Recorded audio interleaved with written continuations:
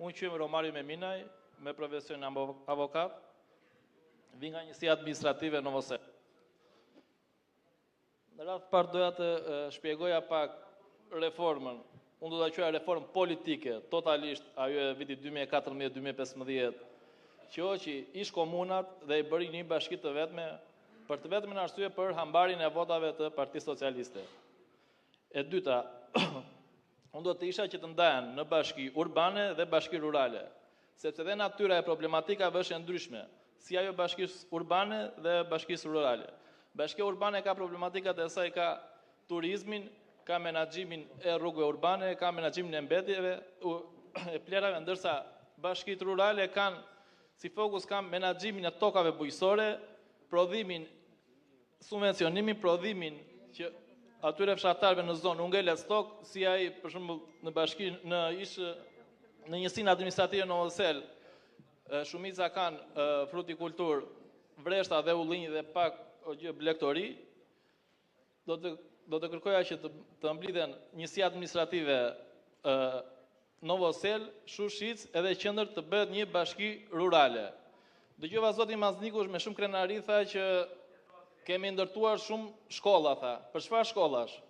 Shkolla Aliban, Cerkovin, Mifol, Akrni janë të mbyllura, sepse janë larguar. Dhe janë të mbyllura, janë mbyllur në vitet 2015 e më pas, për shkak të keq menaxhimit të reformës territoriale që i bërët ju, i bëri Partia Socialiste. Ju falenderit. Shumë falemderit. Edhe për kohën, po, Bashkia Finiq dhe do doja një zonjë atje që të paktën flasje edhe një zonjë, ju lutem. Po, Bashkia Finiq, ju lutem dhe pastaj zonja atje. Bashkia Finiq? Po. Unë jam Vangelan Agnosti, jam qytetari i Bashkisë Finiqit. Erdha në këtë dëgjesë publike, faktikisht për të thënë mendimin tim. Edhe dëgjesat e publike janë të nevojshme, por bën kaq shumë të mëdha, në një hapësirë gjeografike kaq të madhe nuk kanë kontribut. Besoj se do ishin bërë dy dëgjesa publike, një për Vlorën dhe një për Sarandën, një për 3 bashkitë e Vlorës dhe një për 4 bashkitë të Sarandës, edhe figuracioni, po edhe njerëzit atje kanë mentalitetet të ndryshme. Thoni ju financat, domethënë janë bashki që nuk kanë mundësi të mbajnë veten. Keni bërë ju studime të pavarura se sa mundësi ka një bashki për financat e saj? S'keni bërë. Ajo që thoni juve është varet nga kryetari i bashkisë dhe nga aparati. Nëse ata nuk punojnë, ju quheni bashkinë të dështuar. Kjo është gabimi i madh që bëni. Gjitha bashkitë kanë aq shumë politesë nëse ju si shtet, ju si qeveri do t'i lini të lira. Jo në çdo 5 vjet, në çdo 10 vjet vazhdoni të bëni reforma të reja, të cilat nuk do kenë asnjë efekt. Po marr punonjësit. Unë kam qenë kryetari i komunës së Livadhias për 3 legislatura dhe me vinde organika nga shteti. 11 plus 1, Dhivri 7 plus 1, Mesopotami 8 plus 1, Aliko 5 plus 1, Finiqi Kaj plus 1, 50. Tani janë 250 veta. Kush i paguan ata? I paguajnë neve. Pse ka 250 veta? Sekretari i bashkisë duhet qenë një person politik, shikon votat e tij. Mund të lejë një fshat pa rrugë, po duke marrë 5 veta në punë, atëherë ata do të sigurojnë votat. Bëni studime të ndërruara se sa duhet të ketë Bashkia e Finiqit. Dhe këto studime mos i bëni ju, politikanët, po i jepni akademikëve, i jeni ekspertëve, i dërgoni Bashkisë së Finiqit ose Bashkisë së Sarandës ose bashkisë tjetër se sa duhet të jetë struktura me qëllim që mos të thoni pastaj që një tjetër që kam është kryetarët e fshatrave.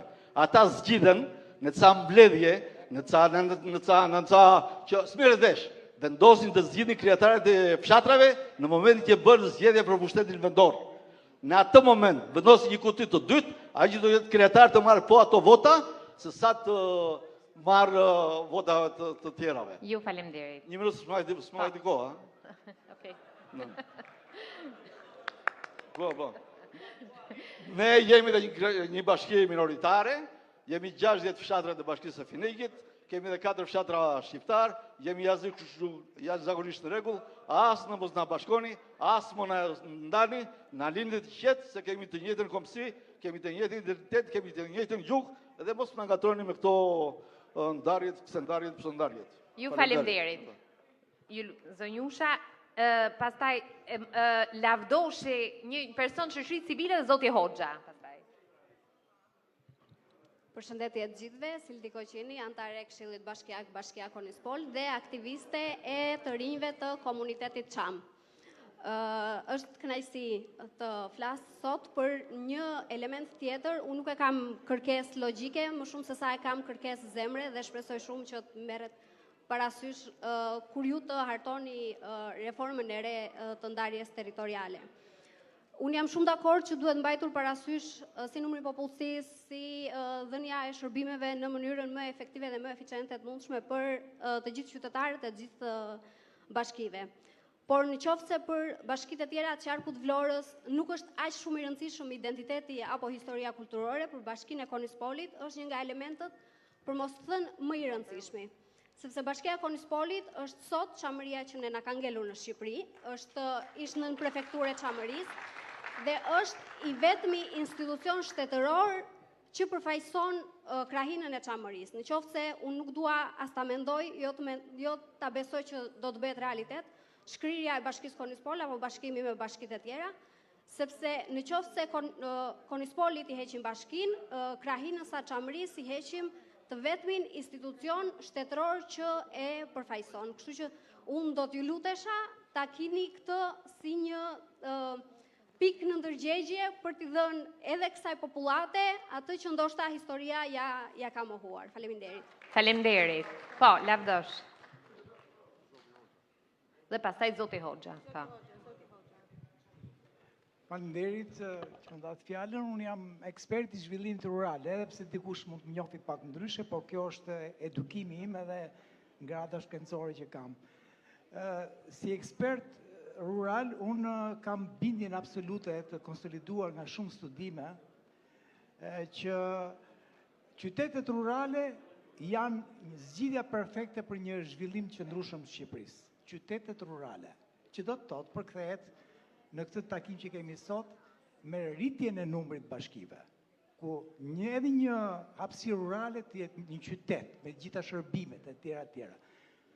Kaq në mënyrë telegrafike për këtë gjë dhe një rast konkret për rastin falenderoj djalin që ka të tabelën aty Orikumi Bashki për arsye se meriton. Ka një fshat aty Dukat, nga është origjina ime dhe ku banoj tani, se kam ikur nga Tirana, jetoj aty. Është larg nga 2 dete dhe është një fshat, janë 54 fshatra në botë si ai. Dhe e meriton me gjithë asetet që ka, nuk po i përmend tani, që të jetë bashki më vete Orikumi. Për këtë gjë kam edhe një precedent që e bëj publik këtu, kam bërë një takim me zotin Çuçi kur filloi reformën 2014, bashkë me disa përfaqësues tjerë nga Krajina dhe na u tha nga zoti Çuçi që jeni pak vonë me këtë. Domethënë me idenë që kjo bashki e meriton të jetë më vete, po jeni vonë. Kështu që ndoshta korrigjohet tani. Faleminderit.